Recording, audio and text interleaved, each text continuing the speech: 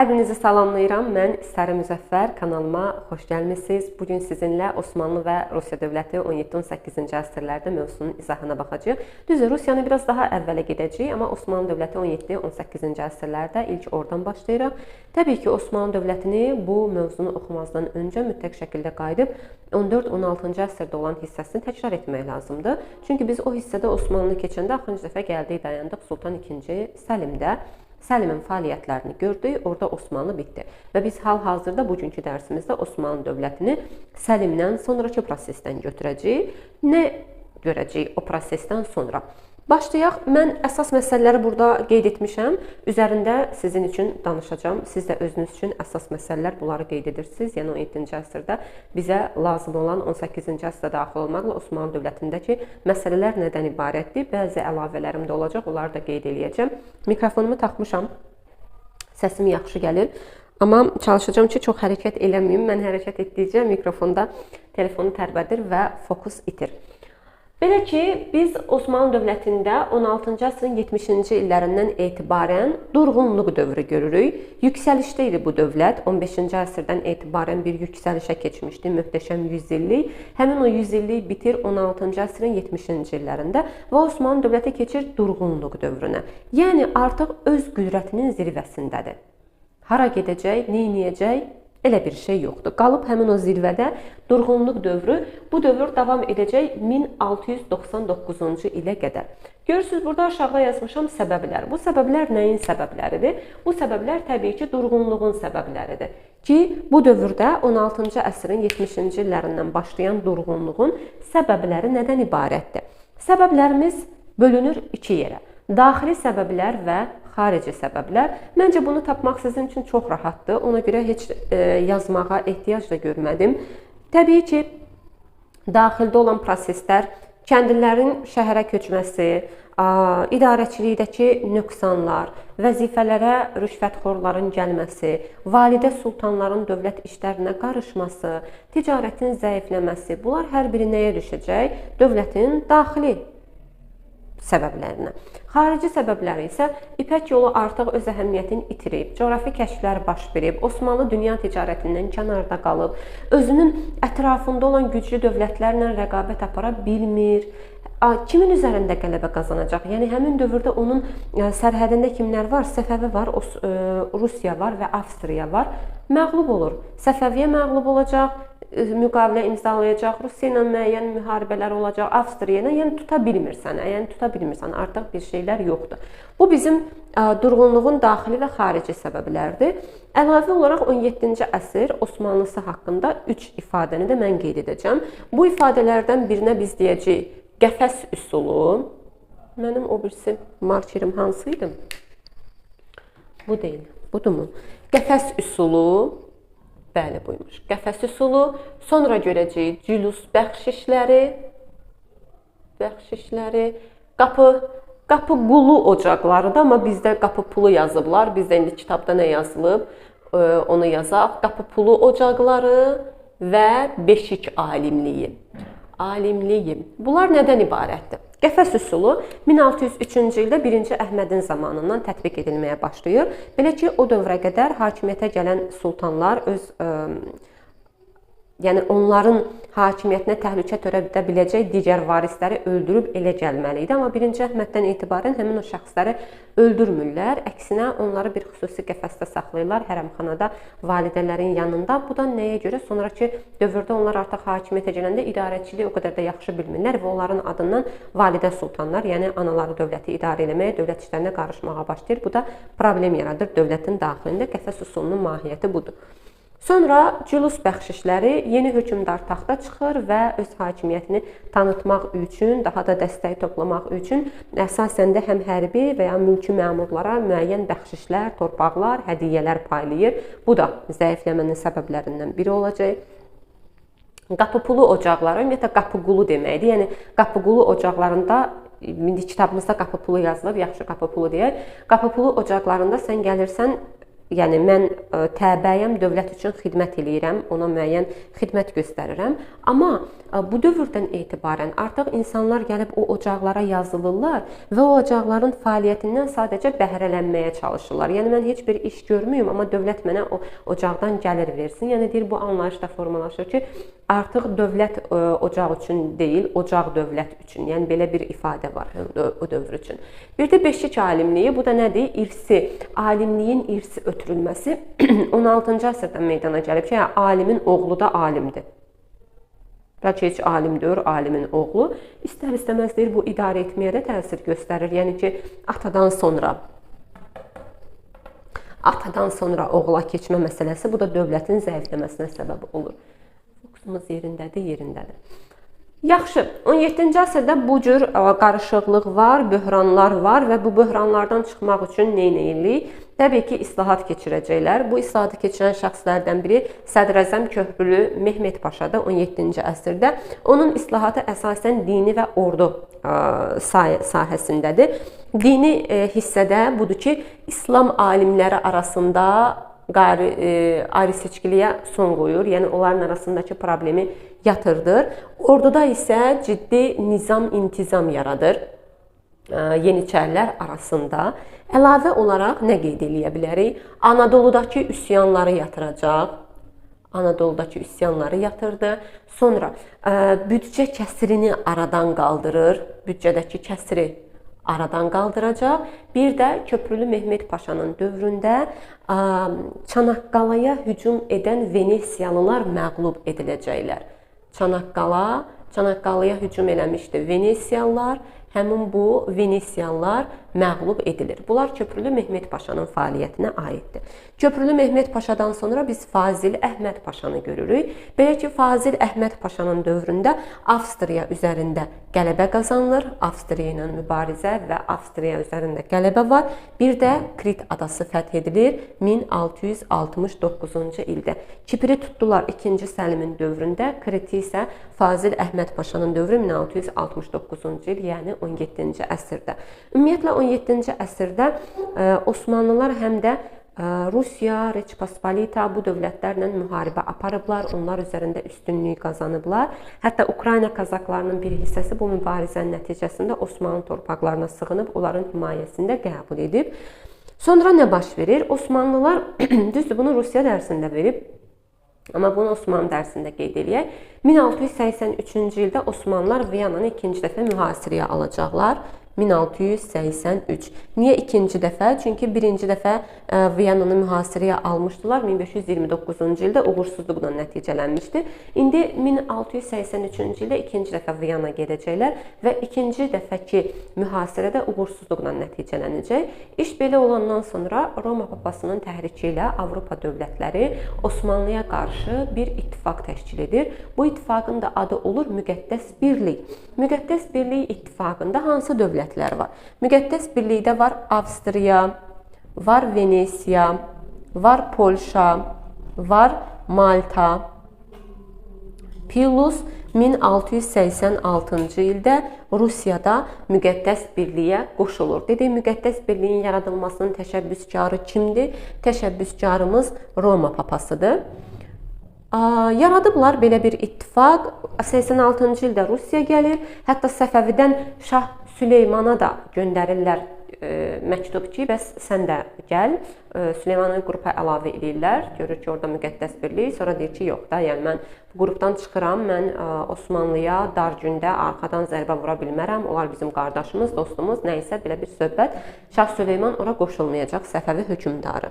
1684-cü ildən etibarən Müqəddəs Birlikdəki dövlətlərlə Rusiya arasında müharibə gedəcək. Bu müharibə 1699-cu ilə qədər davam edəcək. 1699-cu ildə Müqəddəs Birlik və Osmanlı arasında olan müharibə, Müqəddəs Birliyin qələbəsi Osmanlının məğlubiyyəti ilə nəticələnəcək. Və bu məğlubiyyət nəticəsində Osmanlı dövləti ilk dəfə çox böyük ərazilər itirəcək. Harda? Mərkəzi Avropada.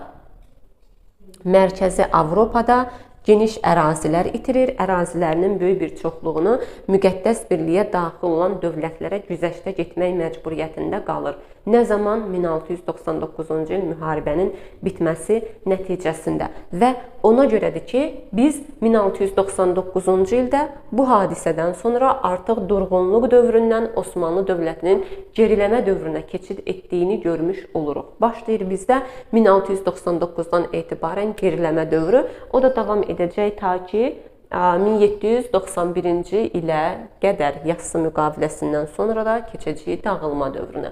İndi danışaq Osmanlı dövləti 18-ci əsrdə. Görək Osmanlının 18-ci əsrində nələr görürük. Əsas hadisələrimizi burada qeyd eləmişəm. İndi o hadisələri biraz genişləndirəcəm. Belə ki, 1703-cü ildə Osmanlıda hakimiyyətə gəlib 3-cü Əhməd. 3-cü Əhməd 1730-a qədər hakimiyyətdə olacaq. 3-cü Əhmədin adı bizə Azərbaycan tarixindən bəllidir. Çünki Hacı Davud üsyan qaldırmışdı, 3-cü Əhmədə müraciət etmişdi. Yəni Səfəvi dövlətində 1724-1730-cu illər arasındakı o 1724 İstanbul müqaviləsidir. Hacı Davudun Şirvanxanı kimi tanınmasıdır. 1725-ci ildə Səfəvilərin o Ərdəbil, Təbriz, Gəncə tutulmasıdır. 1727-ci il Nabur müqaviləsi. Bunlar hər biri Osmanlıda Sultan 3-cü Əhmədin dövründə baş verən hadisələr idi. Baxaq görək, bəs dövlətin özündə, Osmanlı dövlətində Sultan 3-cü Əhmədin dövründə hansı hadisələr baş verir? 3-cü Əhmədin dövründə mən bura 3 dövlətin adını yazmışam. Bu dövlətlərlə mübarizəsi var. İndi Səfəvini çıxmaq şərti ilə də Səfəvini Azərbaycan tarixinə qeyd elədi. Belə ki, Rusiyayını 1711-ci ildə Prut yürüşü hadisəsi var. Orada Rusiya dərsinə daha aydın qeyd eləyəcək. Rusiya Prut yürüşündə məğlub edilir və Rusiya ilə Prut müqaviləsi imzalanır 3-cü Əhmədin dövründə. Rusiya qalib gəldikdən sonra bu deyir ki, keçmiş müqəddəs birliyin digər üzvləri ilə də mən mübarizəyə başlayım. Rusiya qalib gəlmişəmsə onlara da qalib gələcəm və Avstriya və Venesiya ilə müharibəyə başlayır. Rusiya ilə mübarizədə uğur qazansa da Avstriya və Venesiya ilə apardığı müharibələrdə məğlub olur və Balkanlarda ərazilərini itirir. Ərazilərinin bir çoxunu Balkan yarımadasında itirmiş olacaq. Bu, bilirsiniz hansı müqavilədir? Biz keçmiş adı ilə buna 1718-ci ildə Požarevatsk müqaviləsi deyirdik, həmin müqavilə. Ondan sonra 3-cü Əhmədin dövründə 1718-ci ildə baş vəzir vəzifəsinə, yəni sədr əzəmliyə İbrahim Paşa gəlir. İbrahim Paşa da 1718-dən 1730-cu ilə qədər baş vəzir vəzifəsini icra eləyəcək. Onun dövründə lalələrdən xoşu gəlib lalə, türkcə lalə məncə bizcə bu türklərin laləsi bizdə zambaq gedir, zambaqlar falan əkdirir. Ona görə biz İbrahim Paşanın dövrünü həm də lalə dövrü adlandırırıq Osmanlıda. İbrahim Paşa özünün islahatları ilə yadda qalır. İslahatları əsasən orduda deyil. Ordu yazacağım, üstünə biraz xətt çəkəcəm. Yəni bu adam deyir ki, yəni orduda deyil deyəndə indi bir neçə cümlə deyəcəksiniz ki, bəs bu orduya aid oldu, bu necə oldu? Yəni əsas diqqətini orduya yönəltməyib də, yəni ordu üçün elədiyi dəyişiklik belə onun əsas diqqətini xəzinənin boşalmasının qarşısını almağa yönəltdiyini görürük. Məsələn, nədir? Bundan ibarət ki, deyir, bəzi yeniçərilərin bəzi dəstələrini ləğv eləyir. Niyə? Onlar dövlətdən əlavə pul alırlar, onlar maliyyələşir, onlara gedən maliyyələşmə dayansın və o pul xəzinədə qalsın. Yəni mən ordunu gücləndirim, gedim hər hansısa bir ərazidə fəthlər keçirdim. Yox, belə bir niyyəti yoxdur. Əsas niyyəti ondan ibarətdir ki, boşalmış xəzinəni biz dolduraq. İslahatlarına başlayır. İslahatları orada çoxdur. Qara və Mərmərə dənizinin xəritəsi çəkilir. İstanbulda İlk yanğından mühafizə dəstəsi təşkil edilir, çiçək xəstəliyinə qarşı peyvənd tapılır, Osmanlıda ilk mətbə açılır. Bunlar hər biri Sədr-Əzəm İbrahim Paşanın islahatlarında öz əksini tapıb. Əlavə olaraq da İbrahim Paşanın dövründə o yeniçərilərin bəzi dəstələrin ləğv edilməsi bunu qeyd etdi. Bəs bunlar necə gedəcəklər hakimiyyətdən? Öz hakimiyyətlərini görürsünüz, hər ikisi eyni ildə hakimiyyətdən gedib. Necə baş verir bu hadisə? Axı 1730-cu ildə bunlar Osmanlılarla Səfəvilərin mübarizəsi var. Nadir Osmanlılara qarşı mübarizəyə başlayıb. Elə olanda deyirlər ki, bəs Osmanlı sultanı Əhməd deyir ki, mən Səfəviyə qarşı səfərə çıxıram, yola çıxır, amma getmir, gecə ilə qayıdır, gəlir paytaxtda. Bunu da Yeniçərilər bilirlər və 1730-cu ildə üsyan qaldırırlar. Həm Əhmədi, həm də İbrahimi taxtdan salacaqlar. Ondan sonra Əhmədin qardaşı oğlu 1-ci Mahmud gələcək hakimiyyətə. 1-ci Mahmudun dövründə də mən bura 2 dənə dövlət yazmışam, bir də yenə islahatlar yazmışam. Belə ki, 1-ci Mahmudun dövründə əfşarlar, Nadir Şah əfşarla müqaviləsi var, əfşarlarla müqavilə imzalanır və Avstriya ilə, yəni müharibə aparıblar da. Biz Nadir Şahın dövründə deyir ki, Nadir Şah Osmanlı ilə müharibə aparıb, müqavilə imzalayıb. Gəlib Osmanlıda görürük ki, həmin dövrdə hakimiyyətdə 1-ci Mahmud imiş. Bu söhbətlər 1-ci Mahmudun dövründə baş verir. Və Avstriya ilə müharibəsi var. Avstriya ilə müharibə aparır. Bu müharibədə Avstriya məğlub olur, Osmanlı qalib gəlir, müqavilə imzalayırlar və bu müqavilənin nəticəsinə əsasən Osmanlı 3-cü Əhmədin dövründə itirdiyi Balkanlardakı ərazilərin bir çoxunu geri qaytarmağa nail olur Avstriya ilə imzalanan müqavilənin nəticəsində. Bəs 1-ci Mahmudun islahatları nələrdən ibarətdir? Belə ki, İbrahim Paşanın dövründə bayaq onu deyəcəkdim ki, İstanbulda yeni üslubda, Avropa üslubunda binalar filan tikilir, amma bu ki, üsyan olanda 1730-cu ildə həmin o binaların bir neçəsi dağıdılır. Belə olduqda da 1-ci Mahmud islahatlar keçirəcək, həmin o binaları bərpa edəcək. Ən önəmli tədbirlərindən biri Qumbaraçılar ocağının açılmasıdır. İstanbulda yeni kitabxanalar açılır, həndəsənin tətbiqi, həndəsənin öyrənilməsinə diqqət artırılır. Bunlar hər biri 1-ci Mahmudun islahatlarına aiddir. Bir də 3-cü Əhmədin dövründə, düz onu Səlimin dövründə deyəcəm, amma məncə 3-cü Əhmədin dövründə deyim ki, daha da yadda qalsın. Bu xırdalıqlar var, dediyimiz xırdalıqlar. O xırdalıqlar böyük bir çoxluğundan abituriyentlərə aid deyil. Yəni abituriyentlər əsasən bilsələr ki, Mahmud nə iş görüb, islahatları var, amma məsələn görürsünüz, islahatlar yazmışam, amma geniş şəkildə açıqlamamışam islahatları, çünki böyük çoxluğundan abituriyentlərdə istifadə edilmir. 3-cü Əhmədin dövründə Avropanın 3 ölkəsinə nümayəndəliyi göndərilir.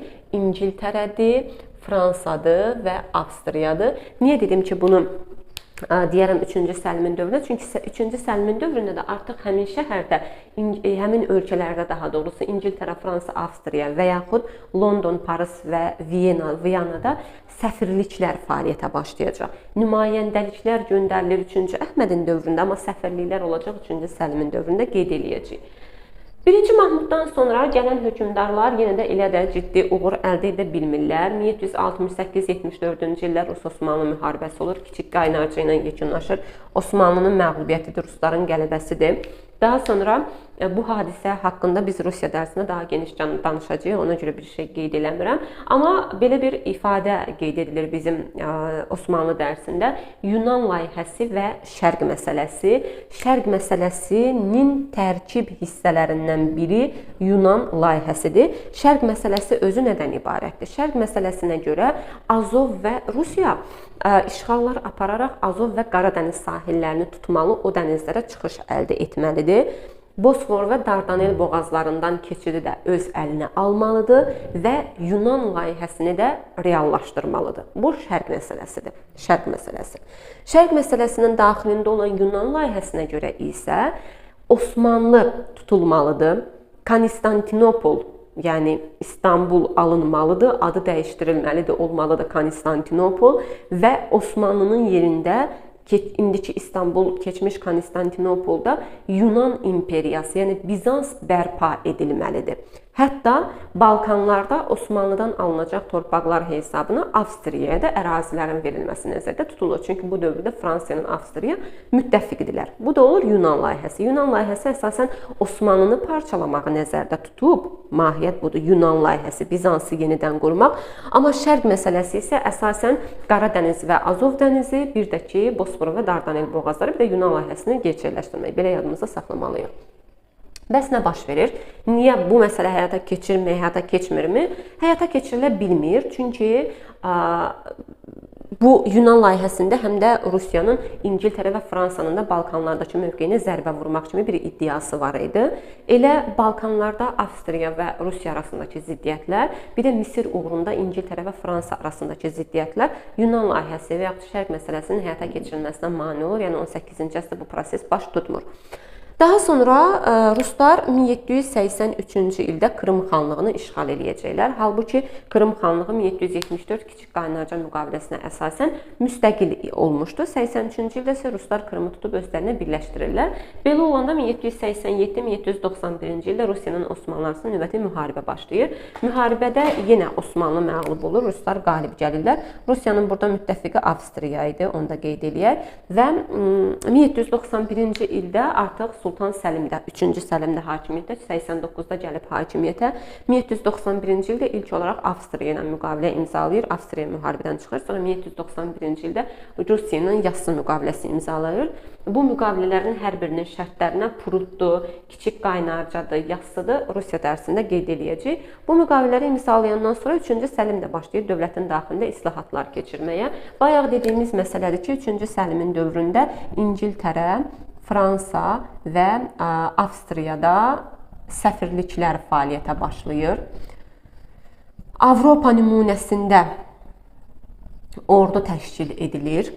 Daha sonra donanmanın yenidən təşkilinə başlanılır, yenidən təşkili.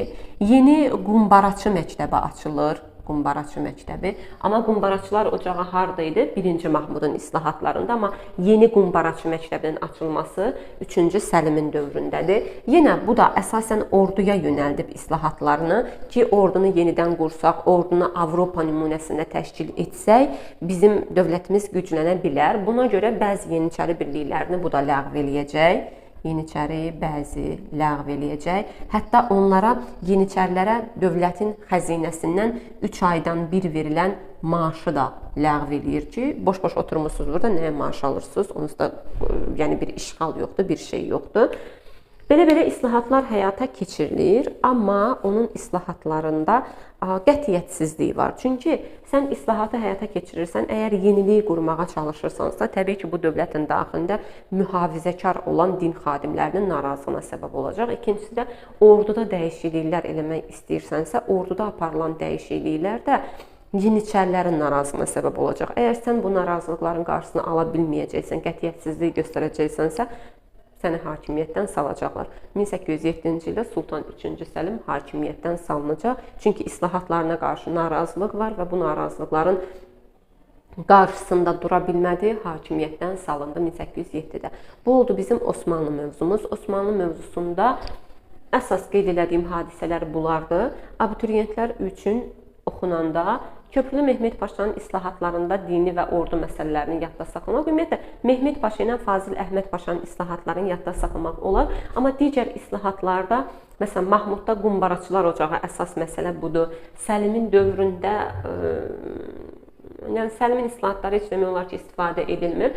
İbrahim Paşanın islahatlarında da yenə də bilin ki, əsas orduya yox, xəzinənin, boşalmış xəzinənin aradan qaldırılmasına yönəldilib deyə. Bunları bilsəz, əsasən, yəni din imtahan səviyyəsi üçün kifayət edir. Təbii ki də yenə oxuyanda, digər sınaqlarda olsun, mövzu testlərində olsun, hər birinin islahatından müəyyən məsələləri bilmək vacibdir. Amma MİQ və sertifikasiya üçün təbii ki, bütünlüklə hər biri bir-bir öyrənilməlidir. Bu Osmanlı, indi isə keçəcəyik Rusiya mövzusuna. Danışırıq Rusiyadan. Ümumiyyətlə, Rusiya dövlətinin yaranması falan bunlar barədə bizə məlumat elə də geniş şəkildə verilmir. Yəni, qəbul proqramımızda yoxdur.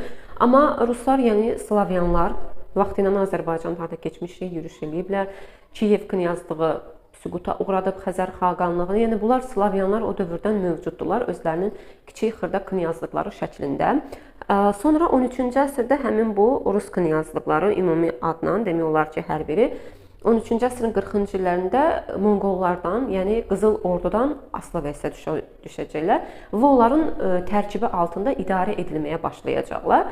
Və orada da həmin o Rus knyazlıqlarının hər biri çalışacaq ki, Qızıl Ordu xanından bir böyük knyaz titulu alsın. Yəni, o titulu almaq üçün yarlıq almalıdır. Bunun uğrunda mübarizə aparırlar.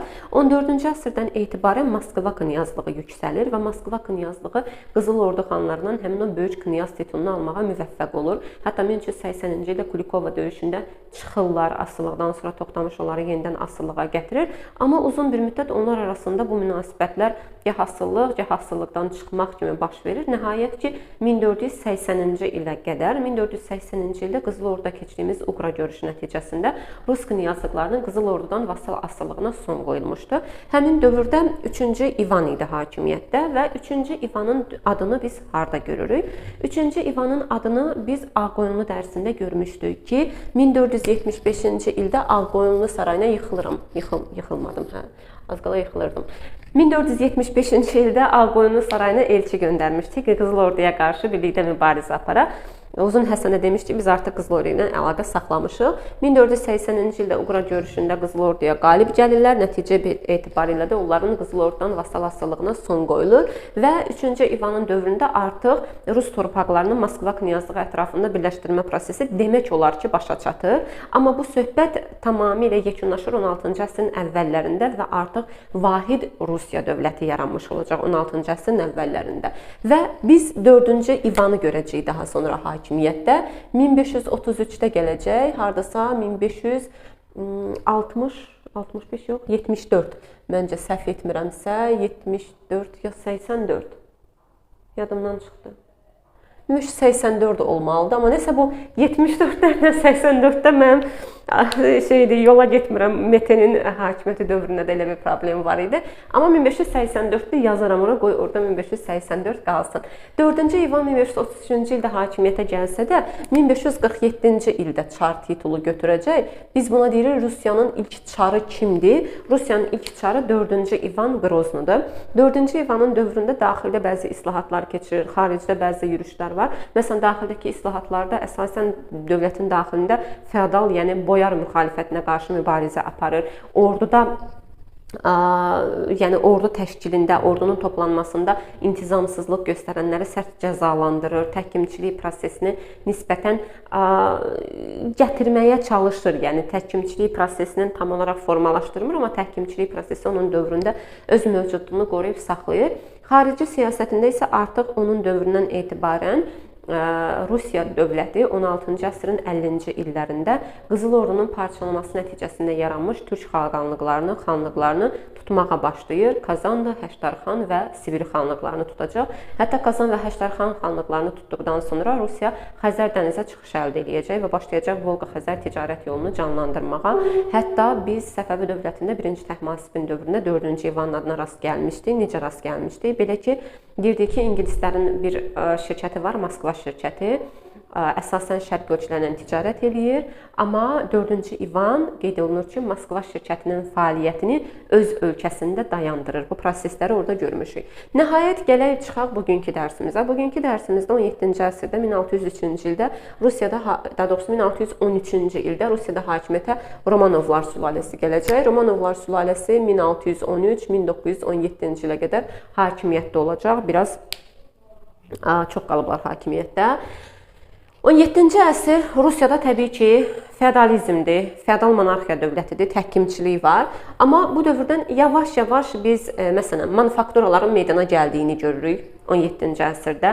Əsasən manufakturaları xarici tacirlər açırlar Rusiya ərazisində. Bu da xarici tacirlərin ticarət fəaliyyətlərinin genişlənməsinə səbəb olur. Onların ticarəti genişləndikcə Rusiyanın öz tacirlərinin ticarət fəaliyyəti aşağı düşür.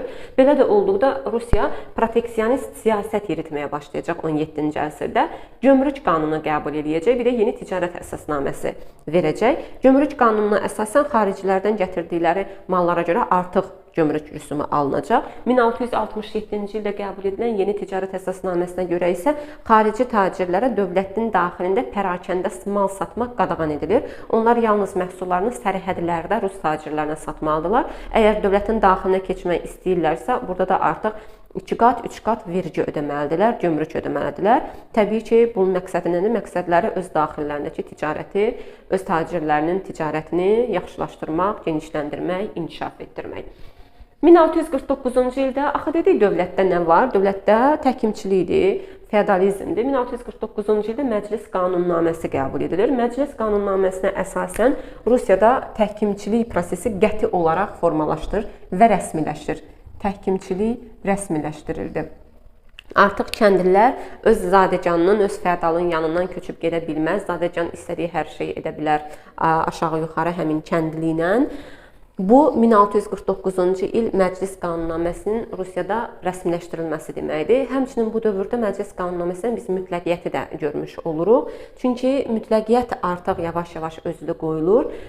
Çünki Zemstvo məclisləri var. Yəni Zemstvo bizim məsələn Fransada gördüyümüz baş ştatlar, İngiltərə gördüyümüz parlament, bunlarda da Zemstvo adlanır. Zemstvo məclisləri artıq az-az çağırılmağa başlanır. Yalnız hökmdar, yəni ki, çar nə zaman istərsə, yəni xüsusi bir məsələ olarsa, o zaman zemstvolar çağırılır.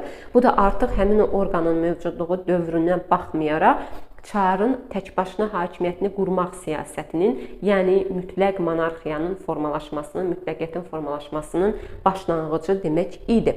Bu daxili siyasətlərdə, əsas proseslərdə gəlirik xarici siyasətinə Rusiyanın 17-ci əsrdə. Ümumiyyətlə 17-ci əsrdə Rusiyanın xarici siyasətində 3 əsas istiqamət var. Nədir əsas istiqamətləri? Ukrayna torpaqlarını işğal etmək istəyir. Gəlin yazaq bura. 1. Ukrayna torpaqlarını işğal etmək istəyir.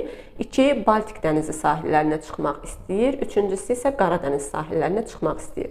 Ukrayna ərazisi uğrunda, Ukrayna torpaqları uğrunda İsveç və Reç Pospolita ilə müharibələr aparacaq 17-ci əsrdə. Hətta Reç Pospolita ilə apardığı müharibə 1654-1667-ci illərə əhatə edəcək. Həmin dövrdə Reç Pospolitaya qarşı Kazakların qiyamından da istifadə edəcək Bogdan Xmelnitskinin və 1667-ci ildə müharibə Rusiyanın qələbəsi ilə bitəcək. Reç Pospolita məğlub olacaq və 1667-ci ildə sülh müqaviləsi imzalanacaq. İmzalanan sülh müqaviləsinə əsasən Rusiya sol sahil Ukraynasını, Kiyev daxil olmaqla sol sahil Ukraynasını və Belarus torpaqlarının bir hissəsini ələ keçirmiş olacaq. Reç Pospolita da buna razılıq verəcək ki, hə Kiyevi tutdun, Ukraynanın bir hissəsini tutdun, Belarusiyanın bir hissəsini tutdun, səndə də bir şey demirəm.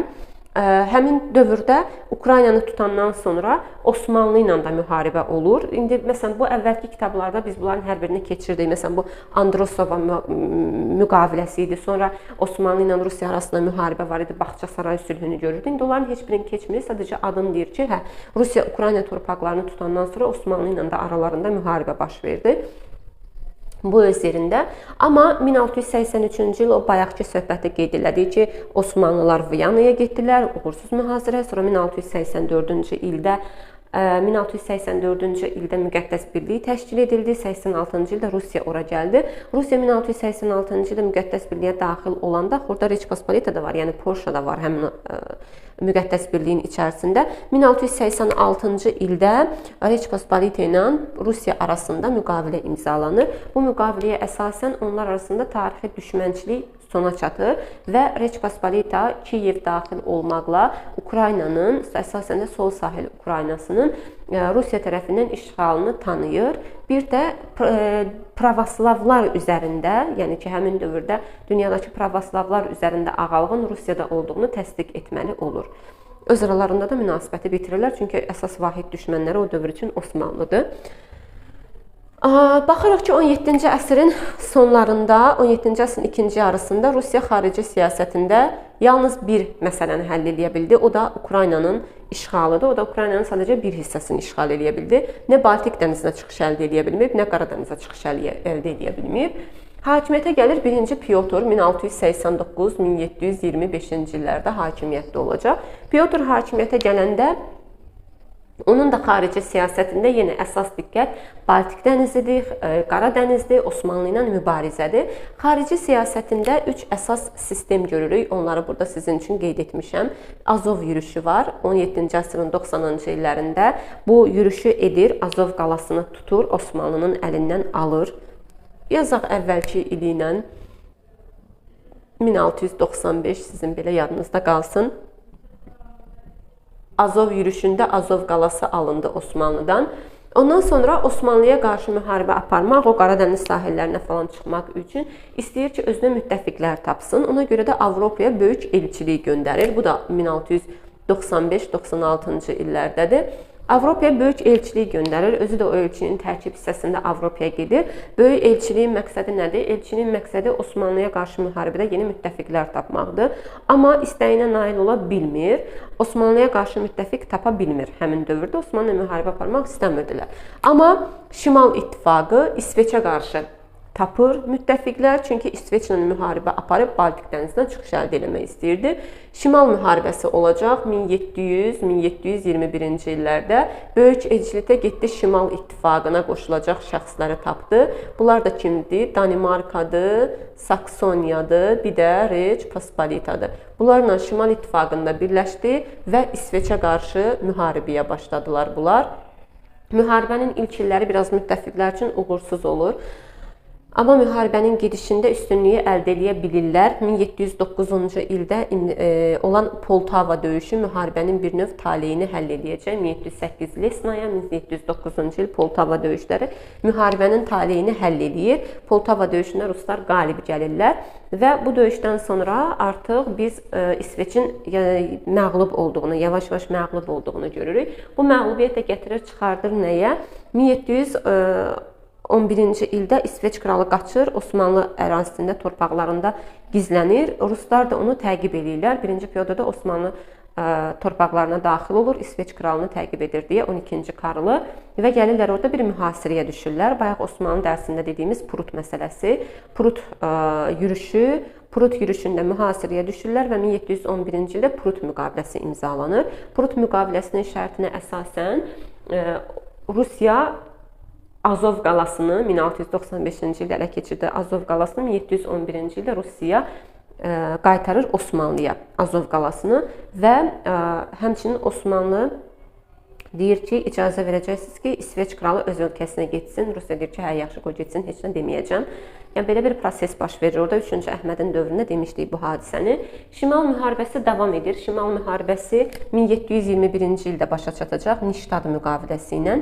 Niştad müqaviləsinə əsasən Rusiya İsveç üzərində qələbə qazanacaq, Baltik dənizinə çıxış əldə edəcək və Rusiya artıq bu dövrdən etibarən imperiya, 1-ci Pyotrda imperator adlanmağa başlayacaq Niştad müqaviləsi nəticəsində 1721-ci ildə. Bu Pyotrun dövründə xarici siyasət, biz Pyotrun dövründə xarici siyasətdə onun Azərbaycana yürüşündə görmüşük. 1722, 23, 24-də İstanbul müqaviləsi, bunlar hər biri Pyotrun hakimiyyəti dövründə, yəni Səfəvilərlə də müəyyən əlaqələri, münasibətləri olub. Və gələk 1-ci Pyotrun dövründə daxili siyasətə. Daxili siyasətlərdən biri Pyotrun dövründə 1703-cü ildə Peterburq şəhərinin salınmasıdır. Bu Peterburq şəhəri 1712-ci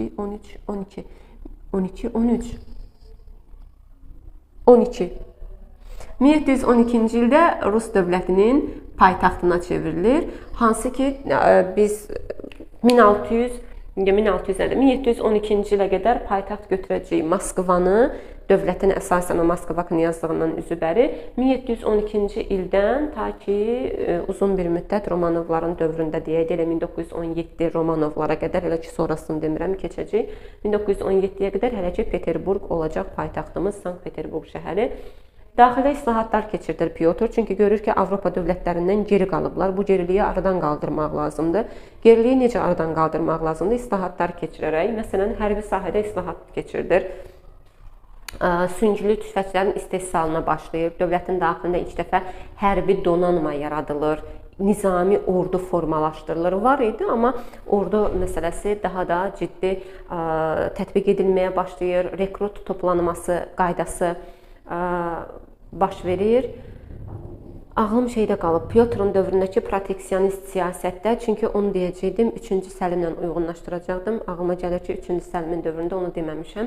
İndi burada yuxarıda qeyd edəcəm ki, 1-ci Pyotr və 3-cü Səlim, hətta biz bura 1-ci Yelizavetanı da gətirə bilərik. Bunlar proteksionist siyasət həyata keçirdiblər. Yadınızda saxlayın, özünüzdə qeyd edin, qalsın. Hərbi islahat, idarəetmə sahəsində islahat keçirilir. Belə ki, Senat yaradır. Senat həm məhkəmə funksiyası var, yəni nəzarət, həm idarəetmə, həm qanunvericilik. Senat yaranacaq idarəetməyə görə, kilsə dövlətə tabe ediləcək, kollegiyalar yaradılacaqlar. Bunlar hər biri idarəetmə sahəsində keçirilən islahatlardır. Hətta əlavə iki şey də var ki, 1714-cü ildə deyir ki, həndəsəni bilməyənlər evlənməsinlər. Bir də 1722-ci ildə rütbələrə dair cədvəl qəbul edilir ki, hər kəs rütbəsini yalnız etdiyi gördüyü işlərin müqabilində artıra biləcək. Yoxsa Osmanlıdakı kimi beşik alimliyi, hə bunun atası alim idi, bu da alimdir, bunu da gətirək vəzifəyə qoyaq. Yox. Deyir ki, xidmət göstərəcəksən, hə onun nəticəsində sənin vəzifəvi qaldıracaq. Mədəni sahədə islahatlar keçirilir. Mədəni islahatlarına görə əlifba islahatıdır, təqvim islahatıdır, teatrdır, elmlər akademiyasıdır. Bunlar hər biri Pyotrun dövründə tətbiq edilmiş olacaq. Ticarət islahatına görə də elə həmin bu proteksionist siyasəti qeyd edə bilərik ki, dövlətin daxilində ticarətin yüksəldilməsi, xaricdən gələn məhsullara məhdudiyyətin qoyulması, yəni ixracın təşviqi, idxalın məhdudlaşdırılması və inzibati sahədə də edilən dəyişikliklər ümumi daxil olmaqla Rusiyada mütləqiyyətin formalaşdırılması başa çatır. Kimin dövründə? 1-ci Pyotrun dövründə mütləqiyyətin formalaşması başa çatacaq. Ondan sonra biz gəlirik 2-ci Yekaterinanın dövründə. 2-ci Yekaterina 1763-1796-cı ildə hakimiyyətdə olacaq. Onun daxili siyasətində biz bir quberniya islahatı görürük, bir də zadəganlar haqqında fərman görürük. Zadəganlar haqqında fərmana əsasən onlar cismani cəzalardan filan azad edilir, öz kəndləri üzərində xüsusi haqqa sahib olurlar, xüsusi maaş falan, onların həyatının, əmlakının qorunması, belə-belə sistemlər öz əksini tapıb. Daxili siyasəti əsas məsələ Yekaterinanın dövründə xarici siyasətdir. Belə ki, 1768-ci ildə Osmanlı, İngiltərə və Fransanın təhriki ilə Rusiyaya müharibə elan eləyir. Lakin müharibənin gedişində 1774-cü ildə iki dövlət arasında müqavilə imzalanır. Düzü müqavilənin imzalanmasının əsas səbəblərindən biri Rusiyada həmin dövrdə dövlətin daxilində kəndli üsyanlarının baş verməsidir. Üsyanlara görə Rusiya müqavilə imzalamaq məcburiyyətində qalır. Amma imzalanan 1774-cü ildə Kiçik Qaynarca müqaviləsi əsasən elə Rusiyanın xeyrinə imzalanmış müqavilə olur. Belə ki, bu müqavilənin şərtinə əsasən Rusiya Bosfor və Dardanel boğazlarından keçid əldə etməklə ilk dəfə Qara dənizə çıxış əldə etmiş olur. Hansı müqavilə ilə? Kiçik Qaynarca müqaviləsi ilə Rusiya ilk dəfə Qara dənizə çıxış əldə etmiş olacaq. Osmanlı Krım xanlığının müstəqilliyini tanıyacaq və ən önəmli məsələlərdən biri Osmanlı ərazisində yaşayan pravoslavlar üzərində haqq, söz sahibi Rusiyaya veriləcək. Yəni Rusiyalı bir növ pravoslavları himayə etmək hüququ qazanacaq. Krım xanlığı müstəqil oldu 1774-də, amma Rusiya bu sözünü çiğnəyir və 1783-cü ildə Krım xanlığını işğal eləyəcək. Daha sonra 1783-cü ildə Şərqi Gürcüstanda Rusiyanın himayəsinə qəbul ediləcək. Bu hadisədən sonra Osmanlı 1787-ci ildə yenidən Avropa dövlətlərinin təhriki ilə Rusiya müharibə elan eləyəcək. Bu müharibədə Rusiyanın müttəfiqi bayaq qeyd elədik Osmanlı dərsindəki Avstriyadır. Müharibənin ilk illərində Avstriya Osmanlıya məğlub olur, müqavilə imzalayır, çıxır. Amma Rusiya ilə müharibə 1791-ə qədər davam edir və 1791-ci ildə onlar arasında Yassı müqaviləsi imzalanır. Yassı müqaviləsinə əsasən Cənubi Buqdan Dnestr çayına qədər olan ərazilər Rusiyaya verilir. Osmanlı Şərqi Gürcüstan və Krımın Rusiya tərəfindən işğalını tanıyır və Rusiya Qara dənizdə qəti olaraq möhkəmlənir. Hansı müqavilə nəticəsində? Yassı müqaviləsi nəticəsində. Ona görə deyirik ki, bu müqavilə Osmanlıda 1791-ci ildən etibarən dağılma dövrünün başlanğıcına qoyacaq. Ondan sonra biz Yekaterinanın adını bir də Azərbaycan tarixində görmüşük. Belə ki, 1796-cı ildə Rus qoşunları Zubovun başçılığı ilə Azərbaycana yürüş eləmişdilər. Dərbənd, Quba, Bakı və Gəncə xanlıqlarını işğal etmişdilər. Lakin 1796-cı il Yekaterinanın ölüm xəbərinin gəlməsi, Pavel hakimiyyətə gəlir 1796-da və bu hakimiyyəti dövründə anasının qərarlarını ləğv edir. İçərisində Cənubi Qafqazdan qoşunların çıxarılmasında öz əksini tapıb. İndi yadıma düşdü ki, Osmanlıdan bir şey deməmişəm. Hardan hara gəldi ağlıma bilmirəm. Amma Osmanlı dövlətində bir şey yadınızda saxlayın. 1798-ci ildə Osmanlı qoşunu, Osmanlılar fransızları məğlub eləyəcəklər Misir uğrunda gedən mübarizədə. Misirdə fransızlar məğlub ediləcək. 1798-ci ildə Əhməd Paşa Napoleonu məğlub eləyəcək. Bu qədər izlədiyiniz üçün təşəkkür edirəm. Növbəti dərs videolarında görüşənə qədər sağ olun.